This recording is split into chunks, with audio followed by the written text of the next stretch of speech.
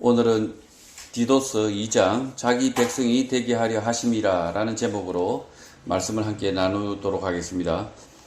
교회의 직분이 분화되지 않았던 초기 그레데 교회에서 도시별로 교인의 대표를 세우는 것이 필요했고, 이 일을 위하여 바울은 헬라인 동역자 디도를 그레데 섬에 남겨두게 됩니다. 바울은 동역자 디도에게 교인 대표의 자격과 역할에 대하여 여러 가지 말을 하는데, 오늘 교회의 목사, 감독, 장로, 권사, 집사, 교사 등 모든 직분자에게 해당되는 것들입니다. 교인의 대표는 예수 그리스도의 말씀, 받은 복음을 그대로 믿고 따르는 자여야 하고, 더러운 이익을 쫓는 자들을 꾸짖거나 맞서 싸워야 하는 사람인 것입니다. 교인의 대표가 예수 그리스도의 말씀을 지키기 위해서, 감독이 되기 위해서는 더러운 이익을 취하지 않아야 합니다. 교회 안에서 그럴듯한 말과 행동으로 더러운 이익을 추구하는 사람이 당시에도 많았는데, 말로는 하나님을 시인하지만 행위로는 부정하는 자, 가정한 자, 복종하지 않는 자이고 모든 선한 일을 버리는 자라고 바울은 말합니다. 교회 안에 이런 자들이 있으니 경계하고 교인의 대표로 세우지 말라는 것입니다. 1절, 오직 너는 바른 교훈에 합당한 것으로 말하라고 합니다. 하나님을 시인한다고 말하지만 행위로는 부정하는 자, 더러운 이익을 추구하는 자들에 대하여 디도가 바르게 가르쳐 그들의 말과 행위가 잘못이다, 거짓이다 라는 사실을 밝히라는 것입니다. 도덕, 윤리, 유교적 가르침 등을 바울이 말하는 바른 교훈이라고 생각하면 착각입니다. 오늘 한국교회에서 예수님의 말씀을 가르치지 않고 사악한 유교적 가르침, 말씀에 근거하지 않는 윤리, 거짓 도덕을 가르칩니다. 선에 속하고 악과 맞서 싸우라는 가르침을 외면하고 불의를 보고 유순한 척하며 모른 척합니다. 잘못된 가르침이고 바른 교훈이 아닙니다. 또 예수님의 말씀을 이렇다라고 말하면 잘못된 교리라고 반박하는 사람들도 있습니다. 물론 예수님의 말씀을 왜곡하는 사람들이 많고 교리적으로 어긋난 사이비 이단들의 가르침도 있습니다만, 그 교리는 예수님의 말씀이어야만 합니다. 교리를 말하면서 예수님의 말씀을 정면으로 거스르는 자들이 있습니다. 이런 자들에 대하여 바울은 바른 교훈으로, 바른 가르침으로 그들의 주장이 틀렸다는 사실을 입증하라는 것입니다. 교회가 정치에 참여하는 것은 매우 부적절하다고 말하는 사람들이 있습니다. 바르게 참여하는 교회와 사람이 적고 정파적인 목적으로, 이기적인 목적으로 성경의 말씀과 전혀 다르게 참여하는 교회와 사람들이 많았기 때문에 빚어진 문제가 있으나, 그럼에도 불구하고 교회는 세상의 빛과 소금이 되어야 합니다. 정치 문제에 참여하여 교회와 성도가 세상의 빛, 길을 보여줘야 합니다. 뒤로 물러서는 것은 자신들이 믿는 것이 빛이 아니거나 자신도 길을 모르기 때문입니다. 길을 모르면 가만히 있는 게 맞습니다. 그러다 빛과 진리 대신 예수 그리스도의 말씀을 들었고 알았다면 그 빛과 진리, 길을 세상에 보여줘야 할 의무가 있는 것입니다. 그러니 교회와 성도가 정치 문제에 참여하는 것이 바람직하지 않다고 말하는 악한 사람들의 말에 귀를 기울일 필요가 전혀 없는 것입니다. 2절, 늙은 남자로는 절제하며 경건하며 신중하며 믿음과 사랑과 인내함에 온전하라고 합니다. 개역 개정 성경에서 늙은 남자로 번역되는 단어는 킹 제임스 영문 성경에서 The Aged Man, 성인 남자라고 번역하고 있고, 헬라 성경에서는 프레스비테스, 성인 남자, 남성이라는 단어입니다. 결국 늙은 남자, 노인으로 번역하는 것은 잘못입니다. 디도서에서 말하는 늙은 남자는 성년 남자, 남자 성도를 말하는 것입니다. 우리나라에서 법적인 노인은 기초 연금을 수령할 수 있는 나이 65세부터입니다. 노인을 법으로 정한 이유는 기초연금, 장기요양보험 등의 정부 복지 지출 때문이지 계급, 신분으로 주어진 것이 아닙니다. 나이가 들면 무조건 공경해야 한다. 나이가 신분이다. 나이가 계급이다라고 가르치는 것은 비성경적입니다. 나이는 숫자일 뿐 성경 그 어디에도 나이 때문에 공경받아야 되고 대우받아야 한다는 말씀은 없습니다. 반대로 나이가 많으나 적으나 서로를 귀하게 여겨야 한다. 서로를 이유 없이 무시하면 안 된다라는 말씀은 성경 여기저기에 있습니다. 또 늙게 되면 자연스럽게 일을 못하게 되는 것일 뿐 일을 하지 않아야 하는 게 아닙니다. 성경은 사람이 죽을 때까지 수고하고 땀을 흘려야 한다고 가르칩니다. 그러니 늙었다고 반드시 퇴직을 할 필요가 없고 일하는 것이 불행이 아니라 건강한 삶인 것입니다. 늙어서 일하는 것이 나쁜 것이다 라는 노인관, 노후 대비, 노후 생활 같은 가르침들은 새빨간 거짓말들인 것입니다. 바울은 디도에게 성년인 남자 성도가 가져야 할 품성 6가지를 말합니다. 첫 번째 성년 남자 성도는 영어로 sober, 술 취하지 않는 사람이 되어야 한다라고 말합니다. 술 취하지 않는 사람, 맨정신인 사람, 정신 차리고 있는 사람, 이런 사람이 영어로 sober라고 부르죠. 특히 남자 성도가 술을 좋아하고 취하여 정신이 없을 수 있는데 그렇게는 살지 말라는 것입니다. 술을 마셔도 상관은 없지만 절제해야 한다는 것입니다. 맨정신으로 살아야 된다는 거죠. 두 번째, 성인 남자 성도는 그레이브, 무덤이 되라고 합니다. 뜬소문, 확정되지 않은 말, 잘 모르는 말을 마구 퍼나르는 가벼운 사람이 되지 말라는 것입니다. 남자 성도가 촐싹대면서 이랬다 저랬다 말을 바꿔서 하면 안 된다는 것입니다. 관북해서 재미없는 사람이 되라는 것 또한 아닙니다. 사실, 진실, 진리 문제에 대하여 바르게 알려고 노력하고 신중하게 말하는 사람이 되라는 것입니다. 세 번째, 바울은 성인 남자 성도는 템퍼런, 온화한 사람이 되라고 가르칩니다. 온화한 사람이라고 하니 말만 나긋나긋하게 말하는 사람, 매너 좋은 사람, 그래서 안성기, 이성균 같은 사람이 되라는 것이 아닙니다. 과도하지 않고 적절한 사람, 알맞은 사람이 되라는 것입니다. 일을 잘못했으면 일에 대한 응징이 필요한 것이고 10의 잘못을 했으면 10에 대한 책임 추궁이 적당한 것입니다. 일의 잘못을 한 사람에게 10의 책임을 물리는 것은 온화한 사람의 태도가 아니고 10의 잘못한 사람에게 격하게 화를 내지 못하는 것은 잘못인 것입니다. 화를 내는 것이 잘못이 아니라 경중을 구분하지 못하고 일에 잘못한 사람에게 엉뚱하게 화를 내고 정작 화내고 꾸짖어야 하는 일에 대하여 오냐오냐 덮어버리는 것이 잘못이라는 것입니다. 이 온화한 사람은 거기에 적절하게 대하는 사람이 온화한 사람이지 화를 내지 않는 사람이 온화한 사람, 이런 온유한 사람이 아니라는 거죠. 이 가장 온유한 사람의 상징이 있는데 모세입니다. 모세. 모세는 심지어 젊었을 때 사람을 때려 죽이기까지 합니다. 사람 때려 죽이고 보신 적 없으시죠? 그만큼 모세는 젊었을 때 격정적인 사람이었습니다. 그럼에도 불구하고 이 모세가 나이가 들어서 80에 하나님께서 부르셨는데 그 성격이, 그 성질이 고쳐졌겠습니까? 그렇지 않습니다. 그렇지 않음에도 불구하고 모세를 온유한 사람이라고 부르고 있습니다. 모세가 왜 온유하냐? 하나의 잘못한 사람에게는 하나의 책임만 물었고, 그리고 열의 책임을 져야 할 사람에게는 매섭게 열의 책임을 물었던 사람이라는 거죠. 그냥 열의 잘못이 있음에도 불구하고 내 동생이니까, 이 나의 동생이고 나의 가족이니까 모른 체하고 덮어버리고 그렇게 하지 않았다는 겁니다. 심지어 이 모세는 자기 동족 백성을 칼로 하나님께서 징벌하라고 하니까 우상숭배로, 아론의 동생이지 않습니까? 우상숭배로 이 죽이라고 하니까 이 모세는 그 우상숭배의 대가로 사형집행을 합니다. 그래서 정말 이 모세는 정말 가슴 속에 여러 가지 응어리가 많았을 겁니다. 그럼에도 불구하고 하나님은 이 모세를 온유한 사람이라고 말하고 있다는 거죠.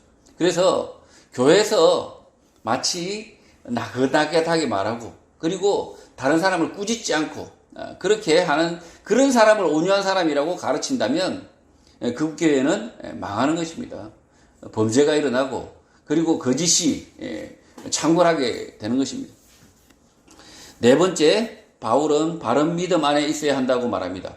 믿음은 들음에서, 깨달음에서 생겨납니다. 듣지 않고 보지 않고 생겨나는 믿음은 없습니다.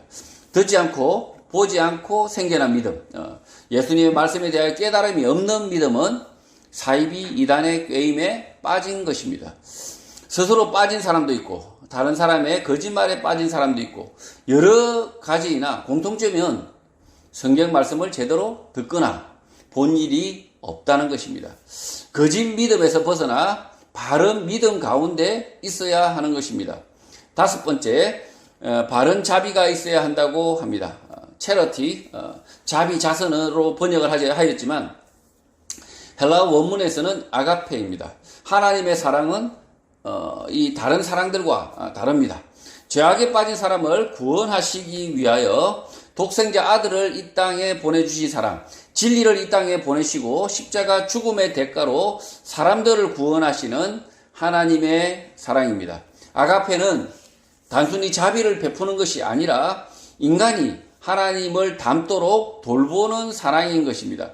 궁핍한 사람에게 빵과 음식을 거저 주어 구걸하는 사람, 의존하는 사람으로 계속 살도록 만드는 것은 아가페 하나님의 사랑이 아닙니다. 자립할 수 있도록, 사람답게 살 수 있도록 돕는 것이 하나님의 사랑, 자비입니다. 교회가 귀찮다고 매년 해마되면 이 가난한 사람들을 구제하는데 물건만 던져주는 교회가 있습니다. 그런 교회는 이 아가페 하나님의 사랑을 실천하는 것이 아니라 그 물건을 던져줘서 그 사람들이 교회를 의존하게 만드는, 그 던져주는 사람의 손에 의존하게 만드는 최악의 악행을 하고 있는 거죠. 그래도 안 돕는 것보다 낫지 않냐라고 말할 수 있겠지만 하나님의 사랑을 역행하는 사람들이라는 거죠. 하나님은 우리 사람들이 자기 스스로 자유를 누리고 자기가 노력해서 그리고 이 땅에서 행복하게 사람답게 살기를 원하시지, 남의 도움에 계속 의존하도록 사람답지 못하게 다른 사람의 손에 들린 빵과 돈에 의존하지 않도록, 그래서 하나님은 사람답게 살 수 있도록 도와라. 이게 교회에 주신 명령이죠. 그럼에도 불구하고 한국 교회가 그렇게 섬기는 것은 굉장히 어려운 일입니다.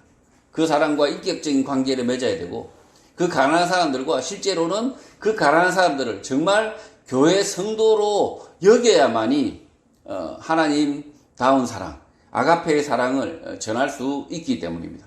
그런 인격적인 관계를 맺기가 어려우니까 물건만, 돈만 던져버리는 거죠.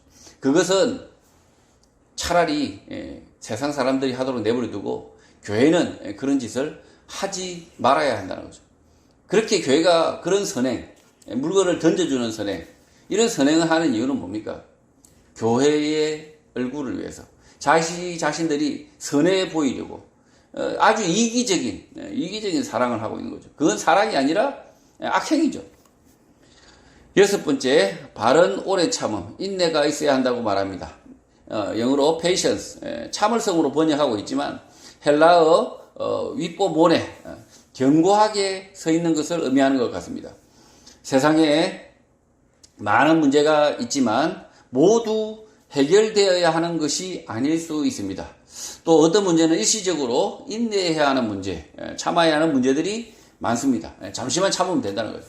모든 문제가 해결되어야 한다고 믿는 사람들의 기도는 매우 절실하지만 하나님의 뜻과 무관한 사람들일 수 있습니다. 하나님은 오래 참음, 인내를 요구하실 수 있습니다. 이 인내했을 때 우리가 이 땅에서 인내해야 될 이유가 뭘까요? 하나님께서 그것을 인내하라고 우리에게 주신 거라는 것이지. 그런 문제들은 실제 해결이 문제가 아니라 이 문제 속에서 우리가 잘 견디는 것이 해결이라는 거죠. 그래서 그럼에도 불구하고 또 그 문제 속에서 하나님의 말씀대로 그 문제를 내가 해결하도록, 그리스도인이 해결하도록 그 문제를 던져주셨다라고 믿고 하나님의 말씀대로 그 문제를 열심히 고치려고 노력하는 것. 그게 하나님의 사람이죠. 그래서 이 오래 참음, 인내가 있어야 한다고 하는데 한국교회는 온통 인내가 없습니다. 조그마한 문제가 있어도 그것을 고치지 못하면 마치 죽을 것처럼 난리를 칩니다. 자기가 조그마한 병을 얻어도, 큰 병을 얻어도 마치 그 문제가 해결되지 않으면 하나님이 없는 것처럼 아주 애걸복걸 그냥 난리가 납니다. 그러나 모든 문제가 해결되어야 하나님의 뜻이 아니라는 거죠. 3절 늙은 여자로는 이와 같이 행실이 거룩하며 모함하지 말며 많은 술의 종이 되지 아니하며 선한 것을 가르치는 자들이 되어야 한다고 말합니다. 개역 개정 성경에서 늙은 여자로 번역하고 있지만 앞에서 마찬가지로 the aged woman, 성년 여자 성도에 대하여 바울은 말하고 있는 것입니다. 성년 남자 성도와 마찬가지다, 똑같다라고 말합니다. 남자 성년 성도와 마찬가지로 여자 성도는 행실이 거룩해야 한다고 합니다. 또 거짓 모함하는 사람이 되지 말아야 하고 너무 많은 술, 와인, 포도주에 마음을 빼앗기지 말고 좋은 일, 선한 일에 선생이 되어야 한다고 가르치는 것입니다. 거룩한 행실은 구별됨에서 시작됩니다. 예수 그리스도를 믿는 믿음으로 하나님의 자녀가 되었다라는 자각이 있어야 하는 것입니다. 그러나 반대로 어떤 곳에 속하면 행실이 자연스럽게 방자해집니다.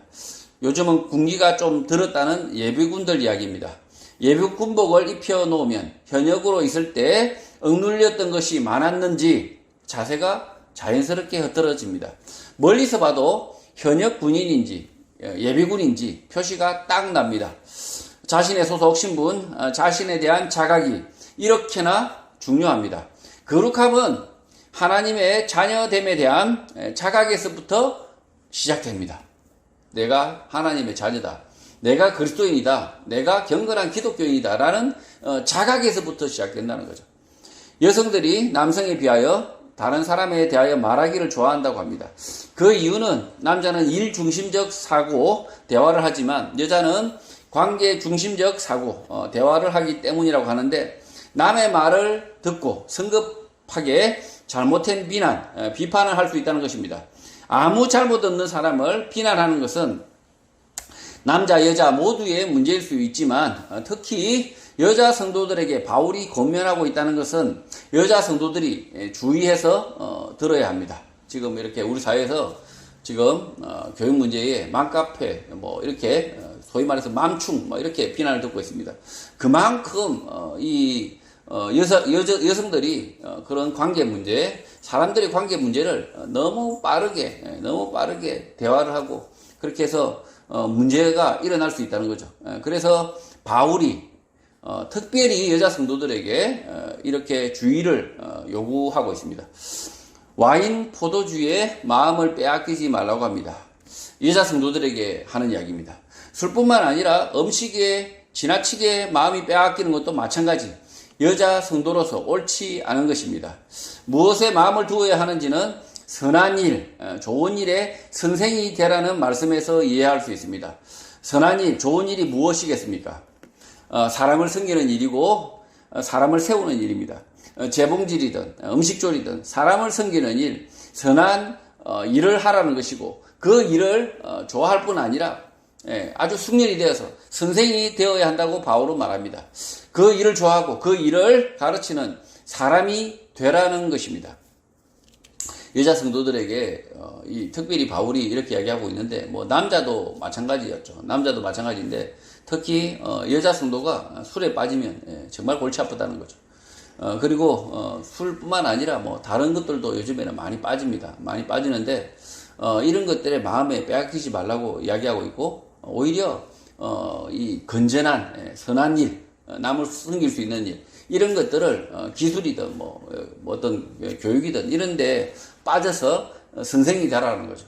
하다못해 손뜨개라도 이렇게 잘 이렇게 해서 잘할 뿐만 아니라 다른 사람에게 가르치는 선생이 되라는 거죠. 그럼 그것을 통해서 다른 사람을 이웃을 섬길 수 있고 그렇게 해서 사람을 세울 수 있으면 그것을 통해서 복음이 전해진다는 거죠. 4절 그들로 젊은 여자들을 교훈하되 그 남편과 자녀를 사랑할 수 있도록 해야 한다고 합니다. 젊은 여자들은 킹 제임스 영문 성경에서 The young woman, 영어 어린 여성, 오늘날로 치면 여학생들을 일컫는 말입니다. 그러니까 결혼하지 않은 여학생들, 젊은 여성들을 지금 말하고 있는 것입니다. 성년 여자, 성도가 어린 여자 성도를 가르치라는 것입니다.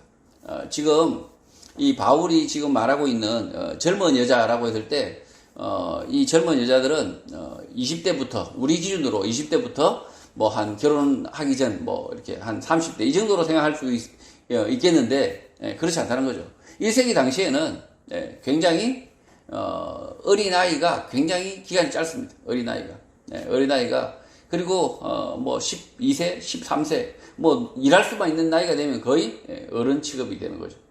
어린아이에서 금방 뭐 그다음에 이 청소년이었고 바로 성인 이렇게 구분이 되는데 그 시대 상황에서 이 젊은 여자들 했을 때 굉장히 폭이 넓다는 거죠. 이 초, 중, 고 학생들로부터 시작해서 저 미혼의 30대까지 뭐 이렇게 아주 넓게 젊은 여자들, 어린 여자들 이렇게 된다는 거죠. 이 어린 여자들에게 이게 성년 여성들, 그러니까 이미 결혼한 여성들, 이런 여성들이 가르치라는 거죠. 교회 안에서 가르치라는 건데 바울은 성년 여자 성도가 젊은 여자, 어린 여자 성도를 가르치라고 하는데 가르치는 목표는 3가지 정도가 됩니다. 첫 번째, 술 취하지 않는 사람, 바른 정신으로 진지하게 생활하는 사람이 되도록 가르쳐야 한다는 것입니다. 그러니까 술을 가르치되 이렇게 이 성년 여성이 교회에 있는 여성이 나이 든 여성이 어린 학생들에게 가르쳐야 한다는 거죠.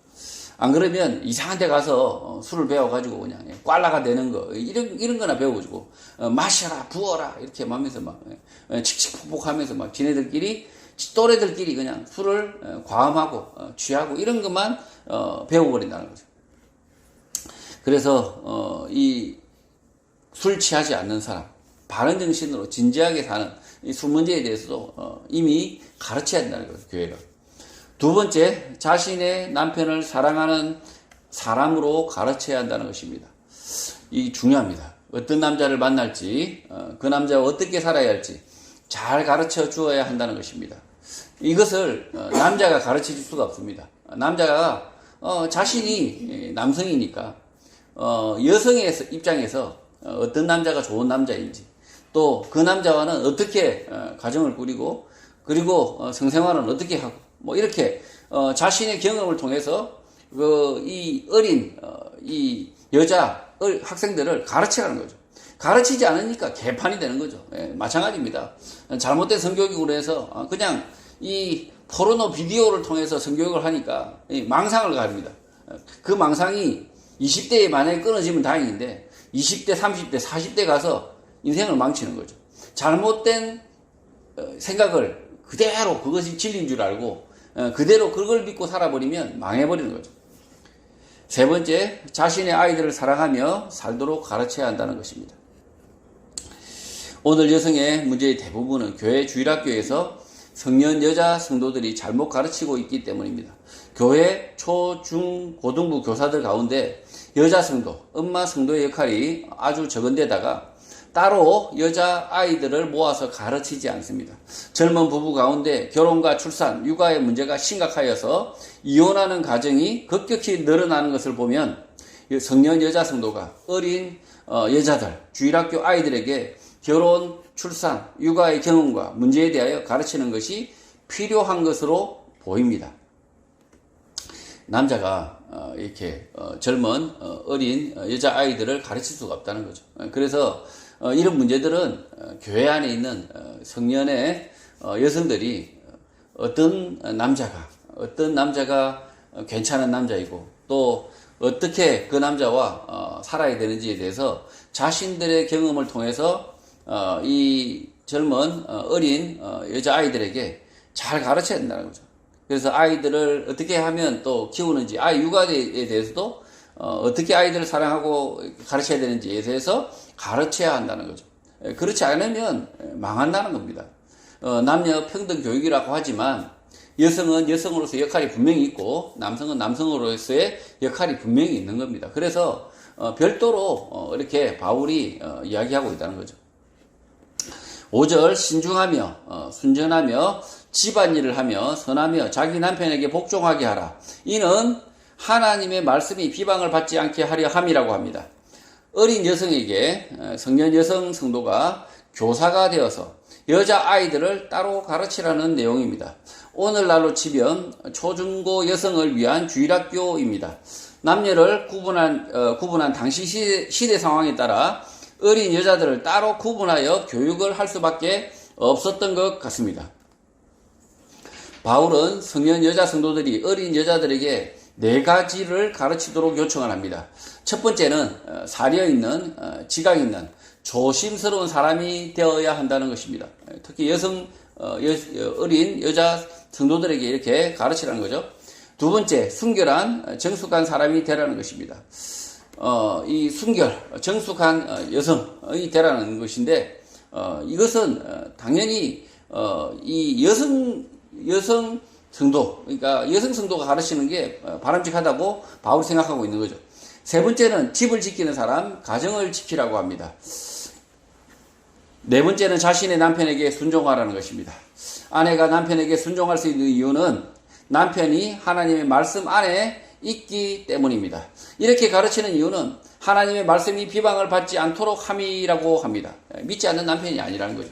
이 교회 안에 남편과 이 아내가 있는데 이 남편의 말에 순종해야 될 이유는 뭐냐?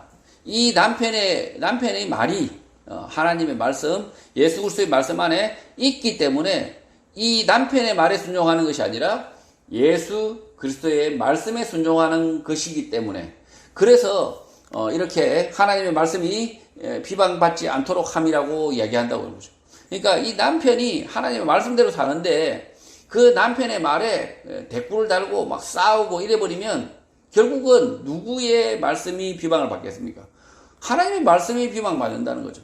그래서 반대로 이야기하면 이 믿지 않는 남편 그리고 말씀대로 살지 않는 남편 이 남편이 엉뚱하게 막 욕을 하고 엉뚱한 짓을 하고 있으면 그것을 오히려 꾸짖어야 되는 거죠. 그래서 싸운다고 해서 다툰다고 해서 하나님의 말씀이 비방을 받지 않는다는 거죠. 원래 이 사람은 하나님의 말씀과 남편이 대적하는 사람인데 이 사람과 다툰다고 해서 하나님의 말씀이 비방받지 않는다는 거죠. 그래서 이 마지막 이 남편에게 순종하라 이 말씀은 결국은 이 남편이 교회에 같은 믿음의 사람이라는 전제가 있다는 거죠. 하나님의 말씀이 비방받는다는 말은 너희들이 가르치는 복음, 하나님의 말씀이 너희 행실 때문에 거짓으로 의심받는다, 비난받는다는 것입니다. 한국 교회 성도들의 이기적인 태도, 자기 중심적인 태도를 보면 가르치는 복음, 말씀이 가짜가 아닌가 하는 의심을 받게 된다는 것입니다. 교회 안에서 어린 여성을 잘못 가르쳐서 철딱서니 없이 키우고 문란하고 가정을 지키지 못하고 남편과 대립하여 싸우고 나가면 교회가 비난을 받고 교회에서 가르치는 복음 하나님의 말씀이 비방을 받는다는 것입니다. 이 교회 안에 젊은 남자와 젊은 여성이 이 두 여성이 이 가정을 이루는데 엉망진창이고 싸우고 뭐 이렇게 하면 툭 하면 집 나가버리고 막 이래버리면 그 교회를 바라보는 사람들의 시각이 어떻겠습니까? 하나님 말씀이 틀렸구나. 저 교회가 엉터리구나. 라는 것을 바로 깨닫게 된다는 거예요. 그래서 이 젊은 여성과 젊은 남성 이 두 가정이 정말 예수님의 말씀에 따라 순종하고 그 예수님의 말씀대로 사는 가정이 되어야 한다라는 것입니다. 그래서 이 바울이 특별히 어린 여성들에게 이렇게 이 성년 여성들이 잘 가르치라는 거죠. 6절 너는 이와 같이 젊은 남자들을 신중하도록 권면하라고 합니다. 젊은 남자라고 번역하고 있지만 어린 남자들, 주일학교 학생들이라고 보면 맞을 것 같습니다. 이들도 어린 여자들과 마찬가지로 술 취하지 않고 바른 마음을 갖도록 권면하라는 것입니다. 이제는 젊은 남자들 이야기하고 있습니다. 7절 범사에 내 자신이 선한 일에 본을 보이며 교훈에 부패하지 아니함과 단정함을 보이라는 것입니다. 디도가 남성인 거죠. 그러니까 이 남성이 이 디도가 먼저 본을 보이라는 거죠. 그 어린 학생들 남자 아이들에게 이 디도가 먼저 본을 보이고 교훈에 부패하지 않음과 단정함을 보이라는 거죠. 어린 남자들에게서 모든 일에서 내 자신이 선한 일에 본보기를 보여주고 부패하지 않음과 신중함과 성실함의 가르침, 교리를 보이라는 것입니다. 앞으로 경제활동을 하게 될 어린 남자들에게 부패하지 말 것, 더러운 이익을 취하지 말 것을 가르치라는 것입니다. 남자 아이들이 그 당시에도 경제활동이 남자가 비중이 컸죠. 근데 남자들은 사회초년생 경제활동을 시작하자마자 부패하고 그 다음에 더러운 이익을 접하기가 매우 쉽습니다. 그래서 이 경제활동을 할 때 부패하지 말 것을 가르치라는 거죠. 편의점 알바하면서 몰래 물건 이렇게 세비고 이러면 안 된다는 거죠. 더러운 이익을 취하면 안 된다는 거죠. 그렇게 시작하면 앞으로 모든 경제활동에서 그런 문제가 생겨난다는 거죠. 또 일을 할 때 그 일의 가치를 가볍게 생각하지 말고 무겁게 생각하라는 것이고 무슨 일이든 성실하게 하라는 것입니다. 그 일을 할 때 하다못해 카센터에 조수로 일한다고 합시다. 그러면 그 일의 가치를 아주 가볍게 생각하지 말고 무겁게 생각하라는 거죠. 잘못하면 차가 달리다가 잘못 수리해가지고 그냥 바퀴가 빠져가지고 그냥 그 차에 타고 있는 사람이 죽을 수도 있잖아요. 그런 것처럼 모든 일이 하찮은 일이 하나도 없다는 거죠. 이 어린 남자 성도가 일을 시작할 때 그 일의 가치를 모든 일의 가치를 하다못해 편의점 알바를 하더라도 무겁게 생각하고 그 가치를 진지하게 생각하고 무슨 일이든 성실하게 하라는 거죠. 그 어린 남자 아이들이 결국은 그 조그만 일에 진지하게 일에 경제활동에 임했을 때 나중에 더 큰 일을 맡을 수 있다는 거죠. 8절 책망할 것이 없는 바른 말을 하게 하라. 이는 대적하는 자로 하여금 부끄러워 우리를 악하다 할 것이 없게 하려 함이라고 합니다. 바른 말이라고 개역개정 성경에서 번역이 되어 있지만 이 말에 해당하는 헬라어 단어는 위기에스로 건강한, 강력한, 튼튼한 분별력이 있는 말로 번역됩니다. 소위 막말, 망언이라고 지칭하는 것과 전혀 다른 것입니다. 비난받을 수 없는 건강한 말, 그런 말은 모순이 없는 말, 정직한 말, 옳은 말을 하도록 어린 남자들에게 가르치라는 것입니다. 그렇게 하는 이유는 이 말의 반대편에 있는 그들이 너희에 대하여 나쁘게 말할 것이 없어서 부끄러움을 당하게 하려 함이라고 합니다. 누가 들어도 그 창피한 사람 있잖아요. 말이 맞지도 않고 거짓말이 많고 모순이 심하고 심지어 자기 과장이 심하고 허세가 심하고 이러면 그 남자가 부끄럽잖아요. 그 남자의 누구 집 아들인지 모르지만 참 부끄럽습니다. 그래서 바울은 책망할 것이 없는 말, 바른 말을 하라는데 이 바른 말은 결국은 건강한 말, 모순이 없는 말, 정직한 말, 옳은 말을 하도록 이렇게 가르치라는 거죠. 우리 사회 안에서 책망할 것이 없는 바른 말, 건강한 말, 탄탄한 말을 주장하려면 예수님의 말씀, 성경의 말씀을 잘 이해를 해야 합니다. 그 말씀이 말의 힘이 되기 때문입니다.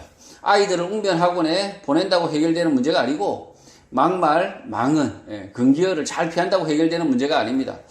바른 말, 건강한 말, 진리의 말은 그 자체로 힘이 있는 것입니다. 진리가 이 아이가 진리를 깨닫게 되면 이 말에 힘이 있다는 거죠.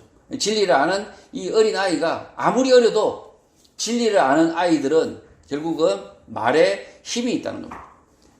9절 종들은 자기 상전들에게 범사에 순종하여 기쁘게 하고 거슬러 말하지 말라고 합니다. 바울은 종들이 주인에게 순종하도록 요구하는데 그 이유는 주인 또한 하나님의 말씀에 순종하기 때문입니다. 1세기 당시 종만 달랑 교회에 나오는 것은 불가능했습니다.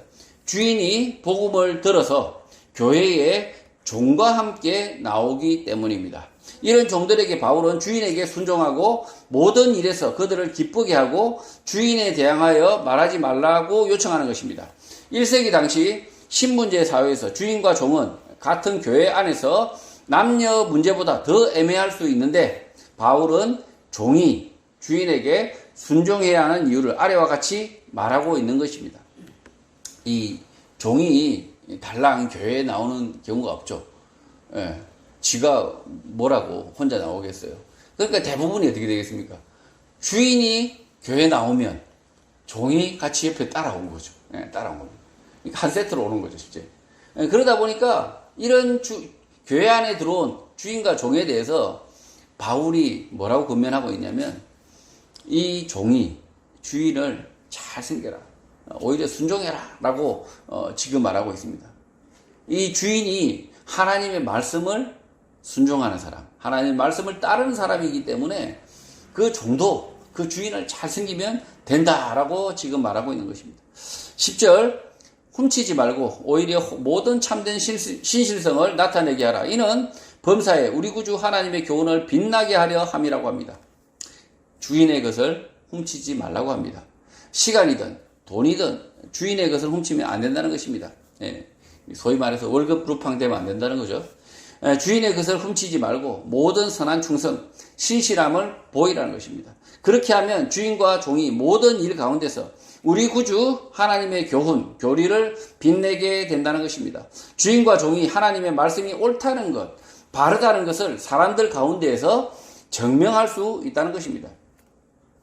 지금 이 초대교회는 신분제가 있는 사회 속에서 교회가 만들어졌습니다. 그러다 보니까 주인과 종이 같은 교회에 출석하고 있습니다. 같은 교회에 말씀을 듣고 있으니까 이 주인과 종이 종은 주인은 종을 때리고 종은 주인 맨날 뒤에서 욕하고 이러면 그 주인과 종이 그 교회에 출석하면 어떻게 되겠습니까? 예, 교회가 사이비 이단이죠. 엉터리죠, 엉터리. 근데 아니 주인과 종으로 교회에 출석을 했는데 세상에나 주인이 종을 종처럼 부리지 않고 정말 인격적으로 대해주고 있고 형제로 대해주고 있고 종이 주인에게 그냥 주인을 욕하지 않고 보이든 안 보이든 충성하고 있다. 그런 아름다운 형제의 관계로 가고 있다. 그러면 교회에 뭐가 있다는 거죠. 교회에 그 복음 안에 뭐가 있다는 거죠. 그래서 사람들이 그 주인과 종의 관계를 보고 많은 사람들이 예수를 믿었다는 거 아닙니까? 1세기 당시에 이 사도행전이나 다른 복음서들을 보면 그 종이 주인하고 같이 교회 성도가 되어서 많은 일들을 하게 됩니다. 심지어 주인과 종이 복음을 전하기 위해서 함께 동력을 합니다. 그런 것들을 보면 지금 우리 사회에서도 어떻게 우리 교인들이 복음을 위해서 살기 위해서 어떻게 해야 되는지 잘 설명하고 있습니다. 우리 사회에서 각자의 역할이 있다는 거죠. 각자의 역할. 어떤 사람은 택시 운전사로서, 어떤 사람은 목사로서 이렇게 만났는데 택시 기사와 운전수가 협업을 해서 정말 위장 손님 이렇게 하든지 어떻게 하든지 해서 얼마든지 복음을 잘 전할 수 있다는 거죠. 그래서 이 주인과 종으로 이렇게 만났지만 이 신분제 사회 속에 있지만 그 신분제 사회의 모순, 굴레 속에 있지만 그럼에도 불구하고 하나님의 복음을 전할 수 있다라고 바울이 말하고 있는 것입니다. 11절 모든 사람에게 구원을 주시는 하나님의 은혜가 나타난다고 말합니다. 복음을 들은 종들이 믿는 자기 주인의 일에 충성하는 모습을 보여줄 때 모든 사람에게 구원을 주시는 하나님의 은혜가 나타난다는 것입니다. 주인과 종의 모습을 보면서 사람들은 구원을 주시는 하나님의 모습, 구원의 그림자를 맛보게 된다는 것입니다. 1세기 당시 교회에 출석하는 예수를 믿는 종과 주인은 이미 형제와 같아서 그 모습만으로도 하나님의 구원을 보게 된다는 것입니다. 12절 우리를 양육하시되 경건하지 않은 것과 이 세상 정욕을 다 버리고 신중함과 의로움과 경건함으로 이 세상에 살 수 있게 된다고 말합니다. 바울은 예수를 믿는 주인과 주인에게 순종하는 종의 관계 속에서 우리가 이런 점을 배울 수 있다고 말합니다. 세상의 정욕과 경건치 않는 것들을 거부할 수 있다. 버릴 수 있다는 것입니다. 종은 자신의 뜻대로 일하지 않고 주인이 맡겨준 일, 시키는 일을 하게 되는데 예수님께서 맡겨준 일, 시키는 일을 하게 되면 자연스럽게 경건하지 않는 것, 세상 욕심을 구하지 않게 된다는 것입니다. 그래서 종과 주인, 모든 성도들이 술 취하지 않고 신중하게, 의롭게, 경건하게 이 세상 속에서 살 수 있다는 것입니다. 예수를 믿는 주인에게 충성하는 종은 자신의 욕심, 욕망을 따라 살지 않고 주인의 일을 하게 되는데 주인 또한 자신의 욕망, 욕심을 따라 살지 않고 예수님의 종으로 경건하게 살 수 있게 된다는 것입니다. 지금 사도 바울이 이 종으로 사는 것이 바람직하다고 해서 이렇게 말하는 것이 아닙니다. 이미 신분제 사회가 있는 이 사회에 문제가 있지만 그러나 이 사람은 자유롭게 살아야 됩니다. 종으로 살면 안 됩니다. 그러나 종으로 있는 동안에 또 그 종의 삶을 통해서도 이점이 있다는 거죠. 뭐냐면 자신의 욕망대로 욕심을 따라 살지 않아서 예수 그리스도의 말씀대로 살기 아주 쉽다는 거죠. 종은 아주 쉽다.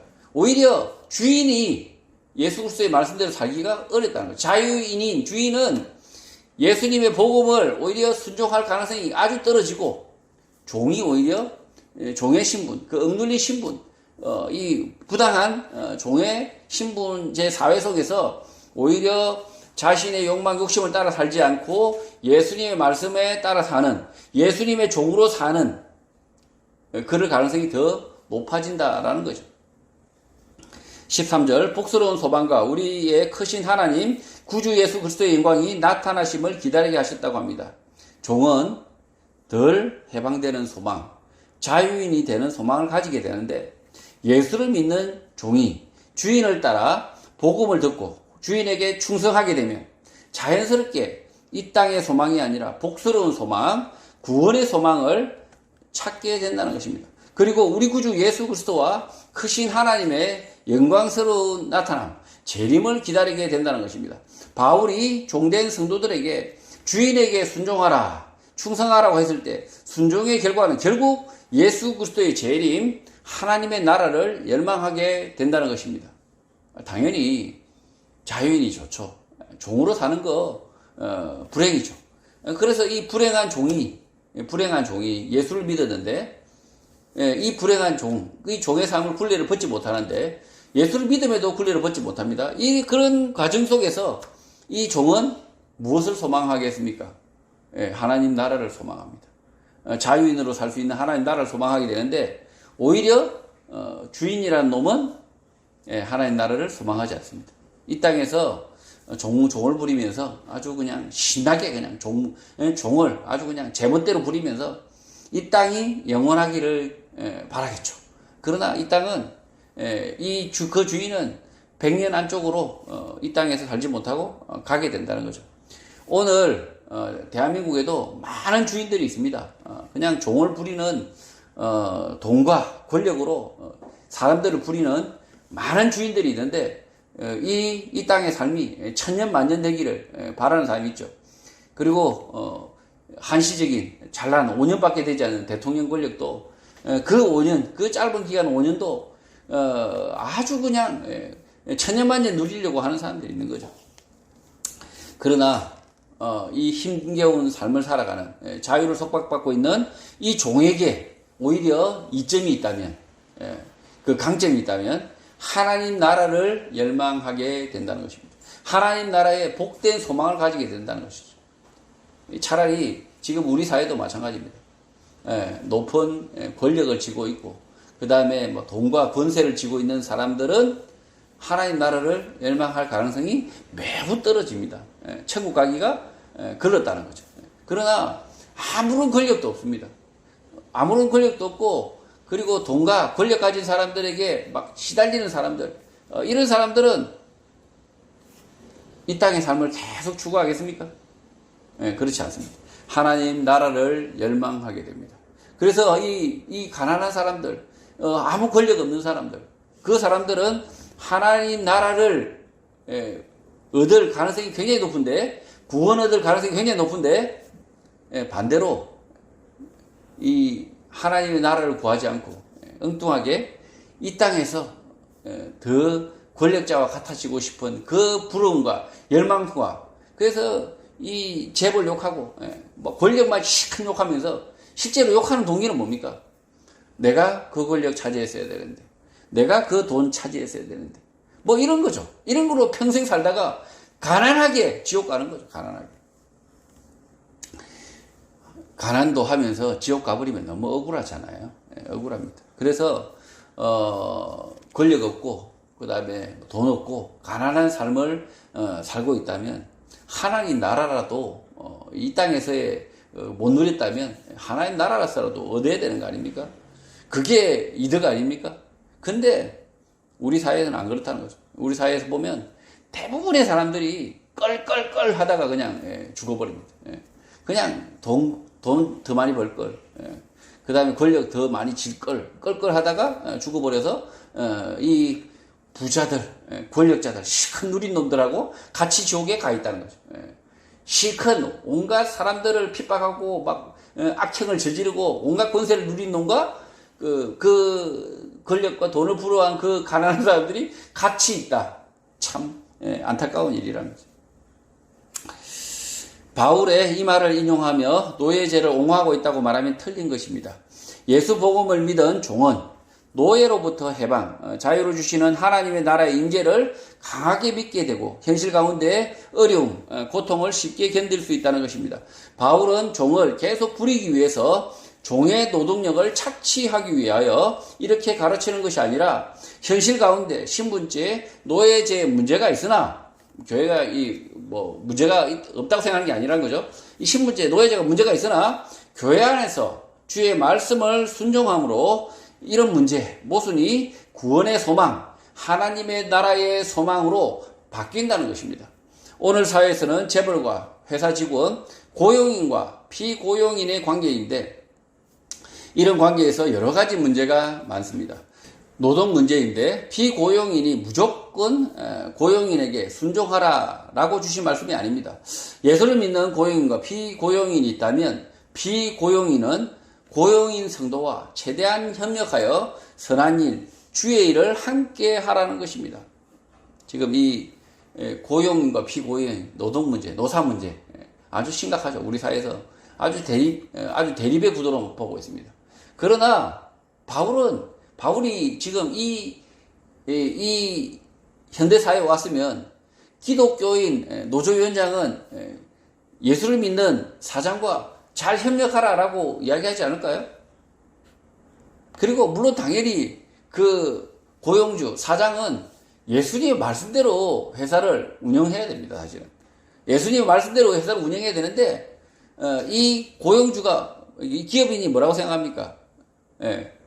최대의 이익을 추구하는 것이 기업이다, 이렇게 대단한 개풀 뜯어먹은 기업 경영 철학을 가지고 있다. 그러면 망하는 거죠. 이 회사가 이익을 위해서 최선을 다하는 존재가 기업이다, 이렇게 하면서 모든 것을 이익 중심으로 했는데, 이익 중심으로 열심히 기업 활동을 했는데, 오히려 그 이익이 오히려 손해로 드러날 때가 있다는 거죠. 예수님의 말씀대로 기업을 운영해서 물론 손해볼 수 있습니다. 그러나 궁극적으로 예수님의 말씀대로 기업을 운영하면 결국은 궁극적으로 많은 이익을 거둔다는 거죠. 14절, 그가 우리를 대신하여 자신을 주시면 모든 불법에서 우리를 속량하시고 우리를 깨끗하게 하사 선한 일을 열심히 하는 자기 백성이 되게 하려 하심이라고 합니다. 예수 그리스도 그가 우리를 대신하여 자신을 주셨다고 합니다. 그렇게 하신 이유는 모든 불법에서부터 친히 우리를 구속하기 위함이다. 우리를 정결하게 하기 위함이다. 선한 행위에 열심을 내는 백성, 곧 자신을 위한 특별한 백성이 되게 하려는 것이다 라고 말하는 것입니다. 예수를 믿게 되는 종에게, 주인에게 순종하라고 가르친 바울은 예수 그리스도의 종 대심, 십자가에 죽기까지 순종하신 이유를 알라고 이렇게 말하는 것입니다. 그 이유는 결국 하나님이 우리를 하나님의 백성으로 삼기 위해서였다는 것입니다. 지금 바울이 이 교회 안에 종과 이 주인의 관계를 노예제를 아예 없애야 된다 이렇게 말하지 않고 이 관계 속에서 이 노예제, 이 주인과 종의 관계를 심각하게 여러 구절에 통해서 말을 하고 있죠.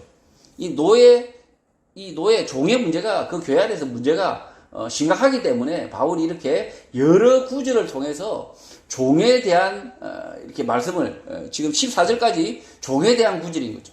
그렇게 말하고 있는 이유인데 그 이유는 뭐냐?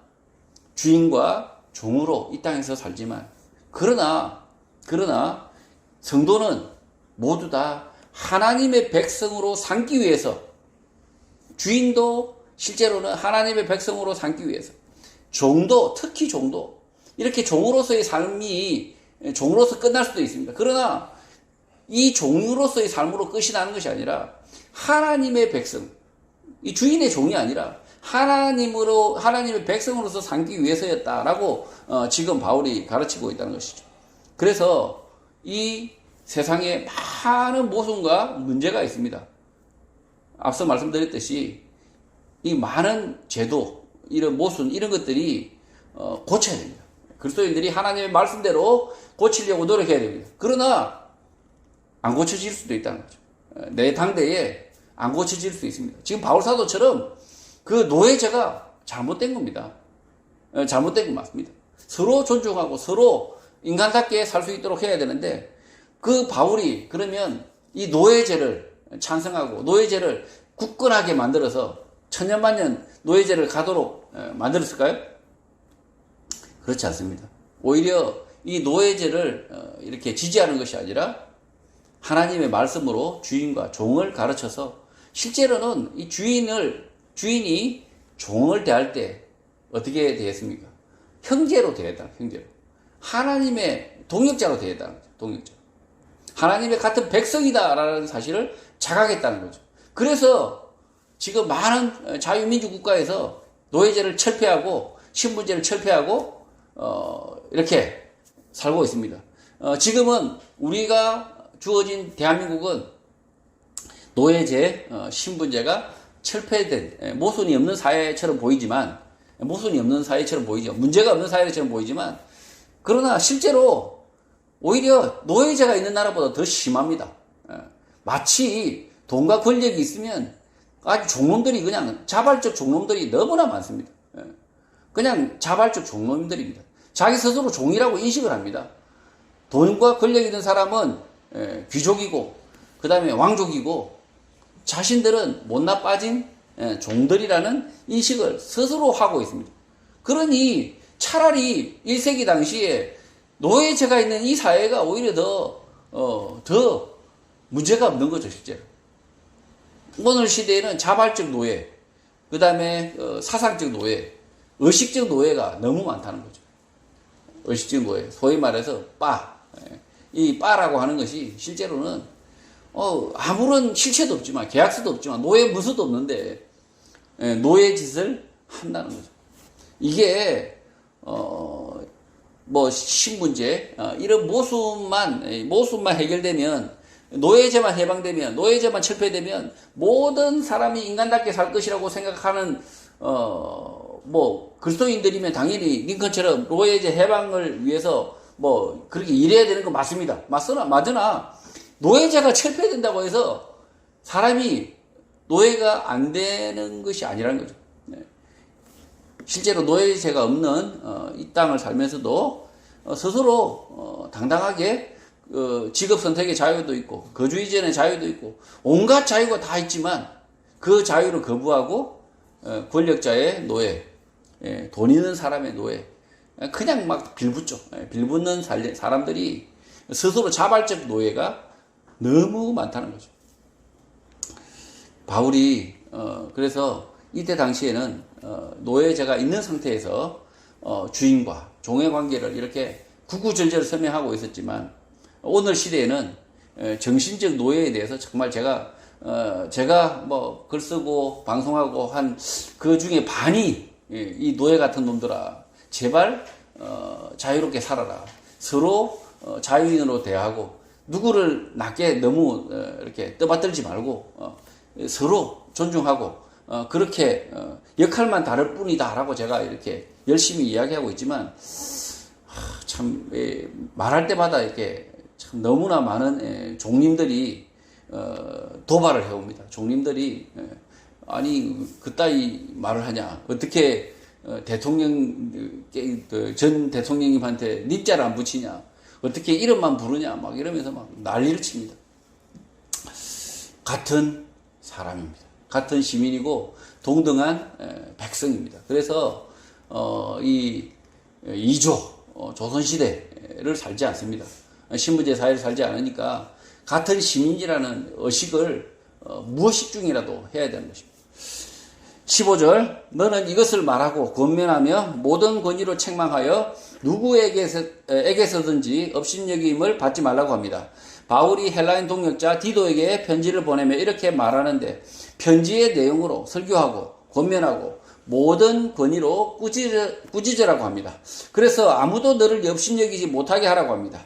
교회 안에서 성도들이 떠날까봐 예수님의 말씀으로 꾸짖지 못하는 교회가 태반이니까 이 말씀을 받들 교회는 몇 없습니다.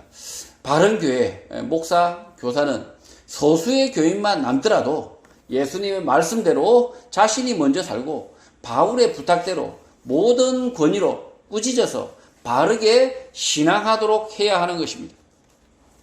성도 여러분, 1세기 그레데에 있는 동역자 디도에게 보낸 바울의 편지에서 아직 직분이 분화되지 않은 교회 안에서 장년교육과 그 다음에 교회학교의 역할들을 잘 보여주고 있습니다. 성인 남자와 여자, 그리고 미성년 남자와 여자, 그리고 종과 주인이 어떻게 가르치고 행동해야 할지, 무엇을 가르쳐야 할지 구체적으로 설명하고 있습니다. 바울이 디도에게 설명하고 있는 기준은 예수 그리스도의 말씀과 복음입니다. 이 말씀대로 교회 안에서 서로를 교육하고 서로 돕고 섬기는 아름다운 교회가 되기를 주님의 이름으로 축복합니다.